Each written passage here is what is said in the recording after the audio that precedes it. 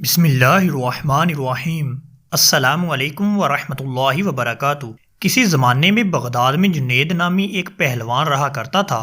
پورے بغداد میں اس پہلوان کے مقابلے کا کوئی نہ تھا۔ بڑے سے بڑا پہلوان بھی اس کے سامنے زیر تھا۔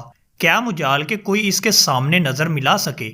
یہی وجہ تھی کہ شاہی دربار میں اس کو بڑی عزت کی نگاہ سے دیکھا جاتا تھا اور بادشاہ کی نظر میں اس کا خاص مقام تھا۔ ایک دن جنید پہلوان بادشاہ کے دربار میں ارکان سلطنت کے ہمراہ بیٹھا ہوا تھا کہ شاہی محل کے صدر دروازے پر کسی نے دستک دی۔ خادم نے آ کر بادشاہ کو بتایا کہ ایک کمزور و ناتوان شخص دروازے پر کھڑا ہے جس کا بوسیدہ لباس ہے۔ کمزوری کا یہ عالم ہے کہ زمین پر کھڑا ہونا مشکل ہو رہا ہے۔ اس نے یہ پیغام بھیجا ہے کہ جنید کو میرا پیغام پہنچا دو کہ وہ کشتی میں میرا چیلنج قبول کرے۔ بادشاہ نے حکم جاری کیا کہ اسے دربار میں پیش کرو۔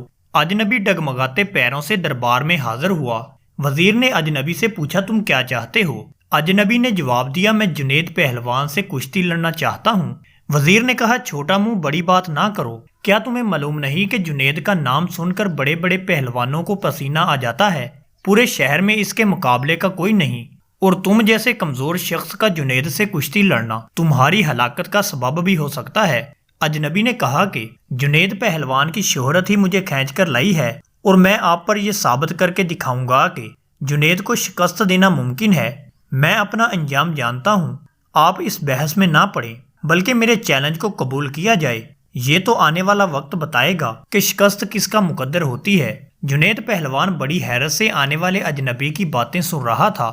بادشاہ نے کہا اگر سمجھانے کے باوجود یہ باضد ہے تو اپنے انجام کا یہ خود ذمہ دار ہے، لہٰذا اس کا چیلنج قبول کر لیا جائے۔ بادشاہ کا حکم ہوا اور کچھ ہی دیر کے بعد تاریخ اور جگہ کا اعلان کر دیا گیا، اور پورے بغداد میں اس چیلنج کا تہلکہ مچ گیا۔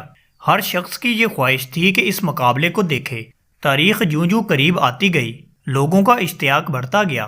ان کا اشتیاق اس وجہ سے تھا کہ آج تک انہوں نے تنکے اور پہاڑ کا مقابلہ نہیں دیکھا تھا۔ دور دراز ملکوں سے بھی سیاح یہ مقابلہ دیکھنے کے لیے آنے لگے۔ جنید کے لیے یہ مقابلہ بہت پر اسرار تھا، اور اس پر ایک انجانی سی ہیبت طاری ہونے لگی۔ انسانوں کا ٹھاٹھے مارتا سمندر شہر بغداد میں امڈ آیا۔ جنید پہلوان کی ملک گیر شہرت کسی تعارف کی محتاج نہ تھی۔ اپنے وقت کا مانا ہوا پہلوان آج ایک کمزور اور ناتوان انسان سے مقابلے کے لیے میدان میں اتر رہا تھا۔ کھاڑے کے اطراف لاکھوں انسانوں کا ہجوم اس مقابلے کو دیکھنے آیا ہوا تھا۔ بادشاہ اپنی سلطنت کے اراکین کے ہمراہ اپنی کرسی پر بیٹھ چکا تھا۔ جنید پہلوان بھی بادشاہ کے ہمراہ آ گیا تھا۔ سب لوگوں کی نگاہیں اس پر اسرار شخص پر لگی ہوئی تھیں جس نے جنید جیسے نامور پہلوان کو چیلنج دے کر پوری سلطنت میں تہلکہ مچا دیا تھا۔ مجمع کو یقین نہیں آ رہا تھا کہ اجنبی مقابلے کے لیے آئے گا، پھر بھی لوگ شدت سے اس کا انتظار کرنے لگے۔ جنید پہلوان میدان میں اتر چکا تھا۔ اس کے حامی لمحہ بہ لمحہ نعرے لگا کر حوصلہ بلند کر رہے تھے کہ اچانک وہ اجنبی لوگوں کی صفوں کو چیرتا ہوا کھاڑے میں پہنچ گیا۔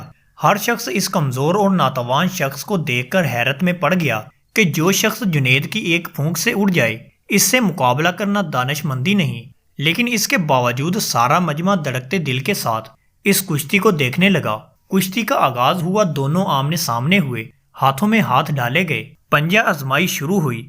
اس سے پہلے کہ جنید کوئی داؤ لگا کر اجنبی کو زیر کرتا، اجنبی نے آہستہ سے جنید سے کہا اے جنید ذرا اپنا کان میرے قریب لاؤ، میں آپ سے کچھ کہنا چاہتا ہوں۔ اجنبی کی بات سن کر جنید قریب ہوا اور کہا کیا کہنا چاہتے ہو؟ اجنبی بولا اے جنید میں کوئی پہلوان نہیں ہوں، زمانے کا ستایا ہوا ہوں، میں آل رسول صلی اللہ علیہ وآلہ وسلم ہوں، سید گھرانے سے میرا تعلق ہے۔ میرا ایک چھوٹا سا کنبہ کئی ہفتوں سے فاقوں میں مبتلا جنگل میں پڑا ہوا ہے۔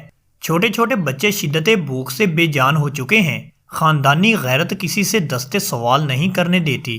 سید زادیوں کے جسم پر کپڑے پھٹے ہوئے ہیں۔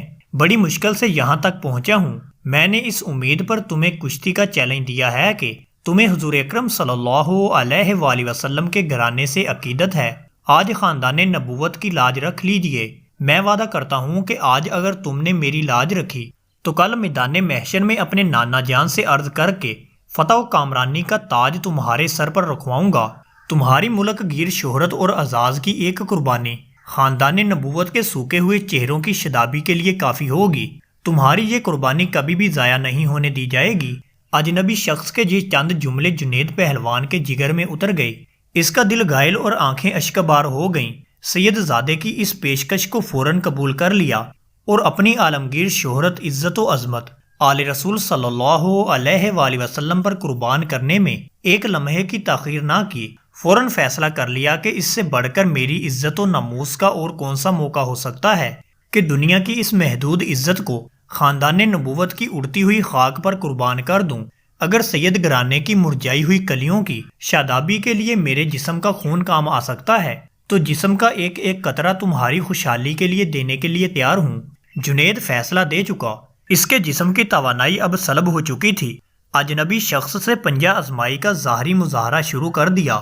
کشتی لڑنے کا انداز جاری تھا، پینترے بدلے جا رہے تھے کہ اچانک جنید نے ایک داؤ لگایا۔ پورا مجمع جنید کے حق میں نعرے لگاتا رہا، جوش و خروش بڑھتا گیا۔ جنید داؤ کے جوہر دکھاتا تو مجمع نعروں سے گونج اٹھتا۔ دونوں باہم گتھم گتھا ہو گئے۔